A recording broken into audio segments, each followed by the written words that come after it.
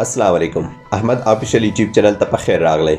دوستانو نن د دوبۍ لاک ډاون یا بندیز په اړه مهم معلومات در سره شریکوم کم چې په دې کې نوي بدلونونه راغلي دي او دغه ترڅنګ هغه ورونه کم چې په ویزټ باندې امارات ته راغلي هغه د پاره په زړه پورې خبر لرم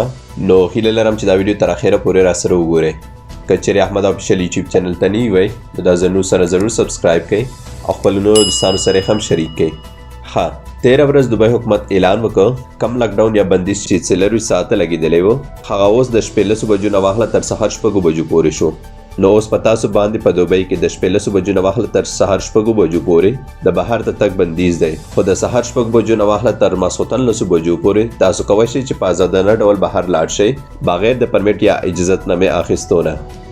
خو په یاد مو وي چې په دې ګرځېدو کې به تاسو ماسک ضرور اچولی وي هر هغه چا چې ماسک نه وي اچولی هغه به زر درهم مخالفه یا جریمه کړی شي دا لاک ډاون یا بندیز به تر هغې پورې تر څو پورې چې حالات ښه شوي نه وي او د هغې ترڅنګ هر هغه څوک چې بهر تمرین لپاره ځي هغې ته د 1 غنټې نه واخله تر 2 غنټو پورې اجازه ده چې دوی کولی شي چې په دې وخت کې خپل تمرین وکړي خو باید د درو کسانو څخه زیات نه وي که د درو کسانو نه زیات ولیدی شوی نو دوی ته به مخالفه ورکړی شي بل حکومت خپلو اوسیدونکو ته وړاندیز کړی چې دوی ډیر ضروری کار نه نو بهر دی نه ګرځي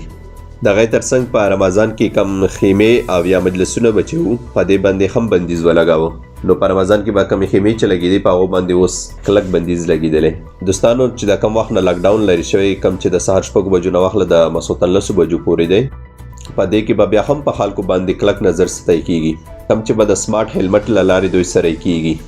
دوستانو امارات په دنیا کې واحد ترین ملک دی کم چې د دې هیلمټ څخه کار اخلي نو کم خلک چې ګرځي راګرځي هغه به د دې هیلمټ له لارې سره کیږي دوی ته د لرې څخه پته لګي کم چا چې بخار وي یا د کرونا وایرس مریض شک پې کیږي هغه به رابلل کیږي او هغې به چیک اپ کیږي نو دا هیلمټ تیار شوي دی او دوبۍ شرطې ته یې ورکړي دي